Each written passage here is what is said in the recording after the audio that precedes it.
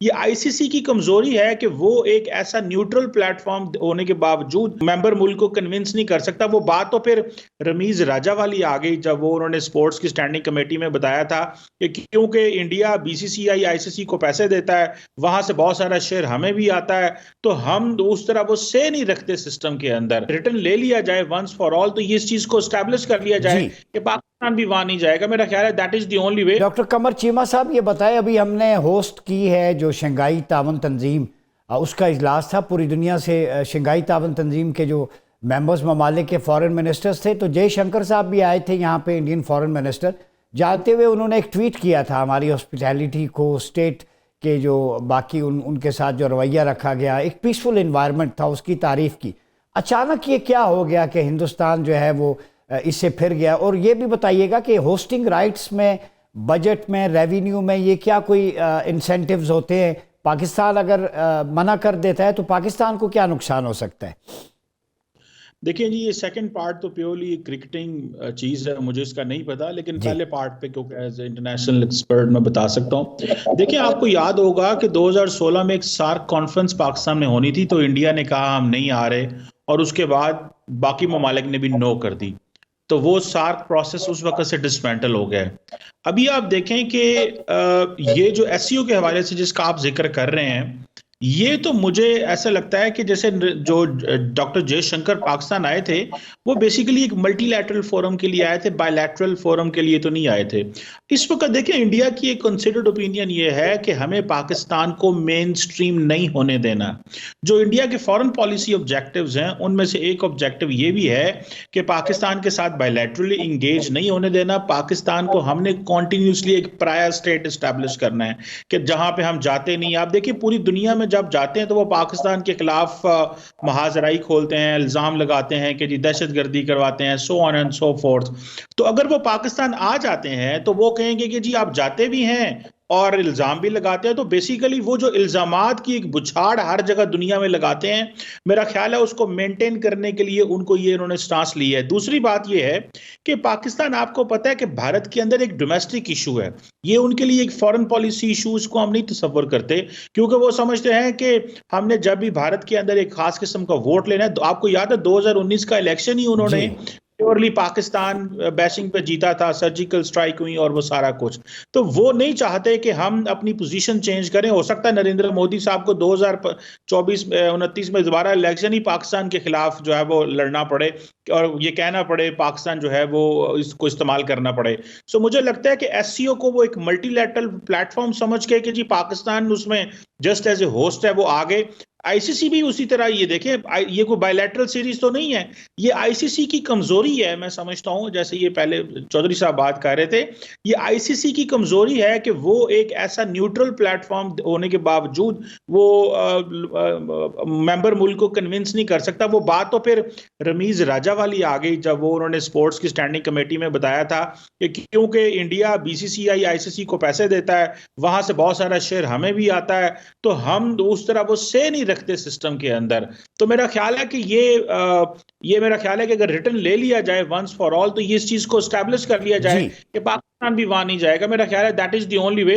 बाकी भारत को कन्विंस ठीक करना मुमकिन नहीं ठीक। है इस वक्त। डॉक्टर कमर चीमा, जब माहौल बेहतरीन है, और मैं, इरफान साहब ने बड़ी खूबसूरत मिसालें दे के समझाया इस चीज़ को। देखिए, पास्ट देखा जाता है, अभी रिसेंट पास्ट में जिम्बाब्वे, न्यूजीलैंड, इंग्लैंड, पाकिस्तान खेल के गए, अभी इंग्लैंड ने टेस्ट सीरीज़ खेली है। इससे ज़्यादा शानदार माहौल, पीसफुल इन्वायरमेंट और क्या होगा? यहाँ पे शंघाई तावन तंजीम की कॉन्फ्रेंस हुई, यहाँ पे दीगर इंटरनेशनल इवेंट्स हुए, और यहाँ पे क्रिकेट हो रही है, और हमारे सिक्योरिटी फोर्सेस जो है वो पूरी तैयारी के साथ जाते हैं, और अल्हम्दुलिल्लाह ये मुल्क अब अमन का गहवारा बन गया है। चहल पहल नज़र आती है, ना पिच उखड़ी, ना यहाँ पे जलाओ घेरा हुआ, ना यहाँ पे कोई टेम्पल पे हमला हुआ। ऑपरेशन ब्लू स्टार तो पाकिस्तान में कोई नहीं हुआ, पाकिस्तान में तो माइनॉरिटीज़ के साथ कुछ भी नहीं हुआ, किसी के साथ भी। तो इतने अच्छे माहौल में फिर क्या रीज़न हो सकती है? देखिए, ये प्योरली एक पॉलिटिकल फैसला है, मैंने आपको बताया है, और वो नहीं चाहते कि देखें होगा क्या अगर सारी पाकिस्तान क्रिकेट टीमें पाकिस्तान आती हैं, इंटरनेशनल क्रिकेट पाकिस्तान में दोबारा आती है, पूरी दुनिया का मीडिया पाकिस्तान को हाईलाइट करेगा, पूरी दुनिया के जो क्रिकेट के खिलाड़ी, जो आइकॉन्स हैं क्रिकेट के, जब वो पाकिस्तान में चहलकदमी करेंगे, ट्रैवल करेंगे, पूरी दुनिया देखेगी, तो जाहिर बात है इंडिया को ये ऑप्टिक्स नहीं चाहिए। इंडिया चाहता है पाकिस्तान की डिप्लोमेटिक आइसोलेशन। सो वो अपने एजेंडे पे काम कर रहे हैं, उनका एजेंडा, और वो बड़े खुले डुल्ले हैं, वो ये कुछ छुपा के नहीं बात कर रहे। वो तो पूरी दुनिया को कहते हैं कि हम नहीं चाहते कि वहां पे ये हो। मेरा ख्याल है कि पाकिस्तान को जो चीज करनी चाहिए, जिस तरह भी ये चौर साहब बात कर रहे थे, हमें लीडरशिप दिखानी चाहिए इसमें। देखें, बिल्कुल उन्होंने सही मिसाल दी है एशिया कप के हवाले से, लीडरशिप दिखाएं। आईसीसी जो है तमाम ममालिक के इक्वल राइट्स हैं। दुबई में, अबू धाबी में टेम्परेचर और है, यहाँ पे टेम्परेचर और है, सिचुएशन डिफरेंट है। पहले भी आपने सीरीज खराब की श्रीलंका में, लीडरशिप दिखाने की जरूरत है। अगर हमने लीडरशिप नहीं दिखाई, या फिर यह है कि वंस फॉर ऑल, आपको पता है इंडिया को यह भी सूट करेगा कि अगर इंडिया लिख के देता है कि ना पाकिस्तान भारत आए और ना भारत पाकिस्तान जाए, इंडिया ये लिख को देने को तैयार है। देखें, अब देखिएगा, आप देखें जय शाह कौन है, वो अमित शाह के बेटे हैं। अमित शाह कौन है, वो मतलब वो he is the core committee है। प्राइम मिनिस्टर मोदी, अमित शाह, राजनाथ सिंह, ये वो कोर कमेटी है बीजेपी के, जो बेसिकली फैसले करती है। आपको पता है पाकिस्तान के हवाले से जो फैसले किए जाते हैं, ये अमित शाह ही करते हैं। और वो बार बार, आपको पता है, बड़ी इन्फ्लेमेटरी स्टेटमेंट्स भी देते हैं, हम कश्मीर ले लेंगे, हम ये कर लेंगे। अभी अजीत डोल का नाम भी शामिल कर लें इनमें। जो कनाडा में वाकयात हुए हैं, उस पे भी वॉशिंगटन पोस्ट ने और कनाडा के जो पार्लियामेंटेरियंस हैं, उन्होंने अमित शाह का नाम लिया। सो अमित शाह की ये अप्रोच है, और ये बेसिकली वो कन्विंस करते हैं नरेंद्र मोदी को कि हमें पाकिस्तान को मेन स्ट्रीम नहीं करना, ना ही बात करनी है। तो ये बेसिकली, और वहां पे डॉक्टर जयशंकर की नहीं चलती। डॉक्टर जयशंकर एक डिप्लोमेट हैं, टेक्नोक्रेट हैं, पहले डिप्लोमेट थे, फिर पॉलिटिशियन अब बने, एक टेक्नोक्रेट पॉलिटिशियन है। सो वो उस सिचुएशन में उनकी वो नहीं फैसला, ये एक प्योरली पॉलिटिकल फैसला है। ये उसी तरह ये है वासी साहब, जिस तरह FATF में पाकिस्तान को कॉन्टिन्यूसली रखने की इंडिया ने कोशिश की। सो ये उसी एक तर्ज है कि जितना कम हम कोशिश करें कि पाकिस्तान दुनिया में मेन स्ट्रीम हो। क्रिकेट टीमें तो पाकिस्तान आ रही हैं मुसलसल, पहले भी आई हैं। सो मेरा ख्याल है इसमें ICC को स्टैंड लेना चाहिए और पाकिस्तान को लीडरशिप दिखानी चाहिए। और अगर पाकिस्तान, तो इसको एक, मैं आखिरी पॉइंट मैं कहता हूं, इसको पाकिस्तान को एक इंटरनेशनल इशू बना देना चाहिए अभी तक, कि क्यों देखें ये किस तरह ये हॉकिश एटीट्यूड है। लेकिन आप देखें कभी फॉरेन मिनिस्टर हुकूमत की तरफ से बयान ही को नहीं आता। कमर चीमा साहब, जो इरफान साहब ने भी हाईलाइट किया, ये एटीट्यूड, मूड स्विंग्स हो रहे हैं, हमारे यहाँ कभी नहीं होता। हम तो अपनी हुकूमत पे, गलत पॉलिसी पे तनकीद करते हैं, रियासत के साथ खड़े होते हैं। किसी पाकिस्तानी ने कभी रेडिकल स्टफ नहीं दिया अप्रोच, स्पेशली जर्नलिस्ट जो स्पोर्ट्स को कवर करते हैं। तो हिंदुस्तान में वो फिलॉसफी हिंदुत्व की, इसका मतलब है, प्रिवेल कर रही है।